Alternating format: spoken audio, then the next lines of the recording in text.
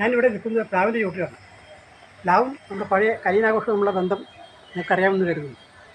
കലിയക്കൂ ചക്കയമ്മായി കൊടുക്കുക എന്നുള്ളത് കലീൻ്റെ ഏറ്റവും പ്രധാനപ്പെട്ട ഒരു പ്രാർത്ഥനയാണ്. നമുക്ക് പുതിയ രീതി പറഞ്ഞ മുദ്രാവാക്യം എന്ന് വേണമെങ്കിൽ പറയാം. അതങ്ങട്ടെ. അപ്പോൾ അങ്ങനെയുള്ള ഈ കലീനാഘോഷം നമ്മുടെ ചെറുപ്പകാലത്ത്, നമ്മളെ ബാല്യകാലത്ത് നമുക്ക് നമ്മളെ മനസ്സിൽ വളരെയേറെ ആവേശം ഉണ്ടാക്കിയൊരു ആഘോഷമാണ്. കാരണം വെച്ചാൽ ഏറ്റവും ഉച്ചത്തിൽ കൂക്കി വിളിക്കുക എന്നുള്ളതാണ് കഴിയുന്നൊരു ദിവസമാണത്. അപ്പോൾ മാത്രമല്ല, നമ്മൾ കൂക്കി വിളിക്കുന്ന സമയത്ത് നമ്മൾ വീട്ടിൻ്റെ അടുത്തുള്ള എല്ലാ വീട്ടിലും കൂക്കി മുഴങ്ങും. അപ്പോൾ ആ മുഴക്കത്തിൽ നമ്മൾ കൂക്കി ലയിക്കും. അങ്ങനെയുള്ള ഒരാഘോഷമായിരുന്നു. അപ്പോൾ അതിൽ പ്ലാവ് ചക്കൊക്കെ പ്രധാനം കൊടുക്കുന്ന ഒരു ആഘോഷമായിരുന്നു. അപ്പോൾ ആ ആഘോഷം നമ്മളെ നാട്ടിൽ നിന്ന് തീരെ മാഞ്ഞുപോയി. അപ്പോൾ അത് തീരെ ഇല്ലയെന്ന് തന്നെ പറയാം. അപ്പോൾ ആ ആഘോഷത്തിൻ്റെ ബാല്യകാല സ്മരണകളും ചേർത്തുകൊണ്ട് ഈ കലീൻ വീണ്ടും കൊണ്ടുവരണമെന്ന് ഈ കുട്ടികളെ, ചെറിയ കുട്ടികൾക്ക് ആഘോഷം നൽകാനെന്ന നിലയിൽ കൊണ്ടുവരുന്ന ആഗ്രഹം ഉണ്ടായിരുന്നു. അതിൻ്റെ അടിസ്ഥാനത്തിലാണ് വീണ്ടും കലീൻ ആഘോഷം ഇപ്പോൾ നാട്ടിൽ നടത്താണ്ട് നമ്മൾ ഉജ്ജയിനിയിൽ നടത്താൻ നമ്മൾ ഇഷ്ടപ്പെടുത്തിയത്. അങ്ങനെ കുറേ കാലമായിട്ട് ഞാൻ മാത്രമല്ല, നമ്മുടെ നാട്ടിൽ തന്നെയൊക്കെ പുത്താം വിഭാഗത്തിലുള്ള ഒരു സ്വയ സംഘമുണ്ട്. അതിൽ പ്രധാനമായൊരു നമ്മളെ സത്യം SI ഒക്കെ അതിൽ ഉണ്ട്, ആ നാട്ടുകാരുണ്ട്.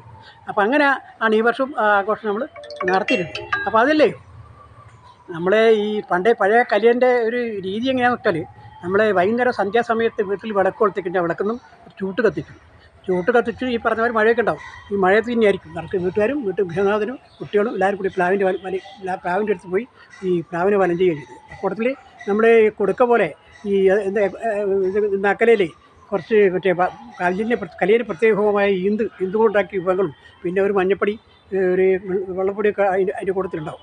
പിന്നെ കൊത്തിരി കത്തിച്ചുണ്ടാവും. അപ്പോൾ അതിൽ പിന്നെ അതിൻ്റെ കൂട്ടത്തിൽ പിന്നെ കാർഷിക ഉപകരണങ്ങൾ മോഡൽ, അതായത് നമ്മളുണ്ടാക്കുന്ന മറ്റേ ഈ കരുവ ഏണിയൊക്കെ അതൊക്കെ ഉണ്ടാവും. അതൊക്കെ വെച്ചിട്ട് നമ്മൾ ചുറ്റുപാട് വലയം ചെയ്തിട്ട് നമ്മൾ തിരിച്ചു വന്ന് നമ്മളെ പ്രസാദമൊക്കെ കഴിച്ച് പറഞ്ഞ ഇന്തിൻ്റെ വയസ്സൊക്കെയുള്ള പ്രസാദം കഴിച്ച് മടങ്ങാണ് പറയുന്നത്. അപ്പം അങ്ങനെയുള്ള ഈ ആഘോഷം ഇങ്ങനെ ആയ സമയത്ത് ഞാനിപ്പോൾ അത് സാധാരണഗതി ഇത് കർഷകരെന്ന് പറഞ്ഞാൽ ഇപ്പോൾ നായന്മാർ കർഷകരുടെ ഇടയിലുണ്ട്. പിന്നെ അതുപോലെ തന്നെ തീരും മറ്റുള്ള ആൾക്കാരൊക്കെ ചെയ്യും. പക്ഷേ പിന്നെ ഈ നായന്മാർ ഈ ദിവസം തന്നെ ഓൾ കേരള ബേസിൽ വേറൊരു ഇതേ സംഭവം തന്നെ വേറെ പേര് ചെയ്തിട്ടുണ്ട്. അതായത് പൊട്ടിപ്പുറത്ത് ശിവോദ്യാഗത്തെന്ന് പറഞ്ഞു ഒരാഘോഷം ഓൾ കേരളയുണ്ടത്. ഞാനത് നമ്മളെ ഇവിടെ എടപ്പള്ളി നമ്മളെ കവി മറ്റേ എന്താ നമ്മളെ ഡോക്യുമെൻ്ററായിട്ടുള്ള ഇടശ്ശേരി ഈ ഇതിനെപ്പറ്റി ഈ പൊട്ടിപ്പുറത്ത് ശിവോദ്യാഗത്തെന്ന് എന്ന് പറഞ്ഞതിനെ പറ്റി ഒരു കവിത എഴുതിയിട്ടുണ്ട്. അത് മാത്രമല്ല, നമ്മുടെ തെക്കൻ ഭാഗത്ത് നമ്മുടെ ഓനക്കുറിപ്പുണ്ടല്ലോ, ഓനക്കുറിപ്പിൻ്റെ സിനിമാ ഗാനം ഈ വിഷയ സംബന്ധമായിട്ട് എഴുതിയിട്ടുണ്ട്. അങ്ങനെയൊക്കെ അത് മാത്രമല്ല, ഞാൻ പല ഭാഗത്തും പാലക്കാടൊക്കെ പോയ സമയത്ത് പാലക്കാട്ടിലെ ആൾക്കാരൊക്കെ ഇത് അവർ ഈ നിലയിലാണ് ആ ഭാഗത്തൊക്കെ ഇത്. പക്ഷെ അന്ന് എന്താ വെച്ചാൽ സ്ഥലവും ചുറ്റുപാടൊക്കെ നല്ല വൃത്തിയാക്കിയിട്ട് ചെയ്യുന്ന ഒരു പരിപാടിയാണ്. അപ്പോൾ ഇങ്ങനെ ഈ വ്യത്യസ്ത രീതിയിലുള്ള ഈ വിഭാഗങ്ങൾ വ്യത്യസ്ത രീതി മാത്രമല്ല, നമ്മുടെ നാട്ടിൽ ഈ ഇവരുണ്ടല്ലോ ഇവർ കല്യാണാഘോഷം നടത്തുന്നുണ്ട്. പക്ഷെ അതിൽ നമ്മളെ ഈ ഇന്തിൻ്റെ ഓരം അവർ നല്ല കഷ്ണം പിടിക്കാൻ പറ്റിയ മത്സ്യമാണ് വെച്ച് കൊടുക്കുക. അതോടൊപ്പം അവർ അവസാനം ഈ പ്ലാവിൻ്റെ മുകളിലേക്കെല്ലാം അവർ കടൽ ചടയിക്കുക. അങ്ങനെ വേറെ കുറച്ച് സ്വീകരിക്കും. അപ്പോൾ അത് ഞാനൊരിക്കൽ ഈ സംഭവത്തെപ്പറ്റി നമ്മളെ പുരാണ്ടി കോഴിക്കോട് റെയിൽവേ സ്റ്റേഷൻ സമയത്ത് നമ്മളെ രാഘവൻ പയ്യനാട് എന്ന് പറഞ്ഞ ഫോക്ലോർ രംഗത്ത് വളരെ മികവുള്ള ആൾ, വളരെ ബുക്കൊക്കെ എഴുതിയ ആൾ കാണുകയുണ്ടായി. അപ്പോൾ ഞാൻ അയാളോട് ചോദിച്ചു, അല്ല ഇങ്ങനെ കലിയനെ പറ്റി ചോദിച്ചപ്പോൾ അദ്ദേഹം പറഞ്ഞാൽ ഈ കലിയൻ്റെ ഒരു ക്ഷേത്രം കണ്ണൂർ ജില്ലയിലുണ്ടെന്നാണ് പറഞ്ഞു. ക്ഷേത്രം തന്നെ. അപ്പോൾ കണ്ണൂർ ജില്ലയിൽ ക്ഷേത്രം ഉണ്ടെന്ന് പറഞ്ഞപ്പോൾ സ്വാഭാവികമായിട്ട് എനിക്ക് ആ ക്ഷേത്രത്തിൽ പോകണം. അവിടെ കലിനാഘോഷം സ്വാഭാവികമായിട്ട് കണ്ണൂർ ജില്ലയാകുമ്പോൾ അതിൻ്റെ തെയ്യം ഉണ്ടാവുമല്ലോ സ്വാഭാവികമായിട്ട്. അപ്പോൾ ആ തെയ്യം ഉണ്ടെങ്കിൽ ആ തെയ്യം നമ്മുടെ നാട്ടിൽ ഉജ്ജയിൽ അവതരിപ്പിക്കണമെന്നൊക്കെ ആഗ്രഹമുണ്ടായിരുന്നു. പക്ഷേ ആഗ്രഹമുണ്ട് ഇന്ന് അതൊക്കെ കുറച്ച് ബുദ്ധിമുട്ടുള്ള കാര്യമല്ലേ. അത് മാത്രമല്ല, വേറെ തെയ്യം എന്ന് പറഞ്ഞാൽ അങ്ങോട്ടുള്ള തെയ്യത്തിന് പറയാൻ പറ്റേ ഒരു വെള്ളാട്ടെന്ന് പറയാം. അതായത് നമ്മളെ തച്ചോളി യോജന കളറിപ്പയറ്റിൽ പരാജയപ്പെടുത്തിയ തേവർവള്ളം എന്ന് പറഞ്ഞ വ്യക്തിയുണ്ട്. ഇത് ഇവിടെ വടകര പേരമ്പറ കൂട്ടി ചാനിയം കടവിൽ എടുത്താണ് അയാൾ.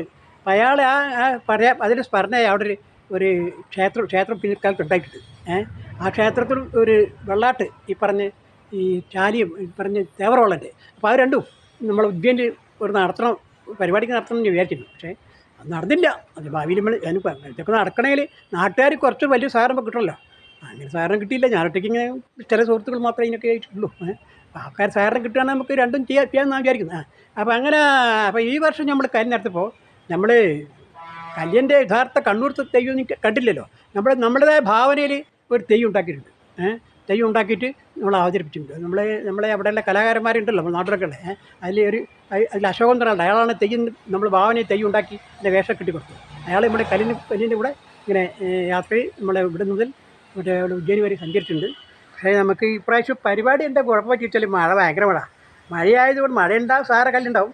പക്ഷേ ഇതെന്താ വെച്ചാൽ ഭയങ്കര മഴയാണെങ്കിൽ നമുക്ക് വീട്ടിൽ നിന്ന് പുറത്തുള്ള രംഗങ്ങളും ഉജ്ജയിനി പ്ലാവ് ചുറ്റുന്ന രംഗങ്ങളും വീഡിയോ എടുക്കാൻ പറ്റില്ല. അങ്ങനെയൊക്കെ ഗംഭീരമായി നടത്തിയിട്ടുണ്ട്.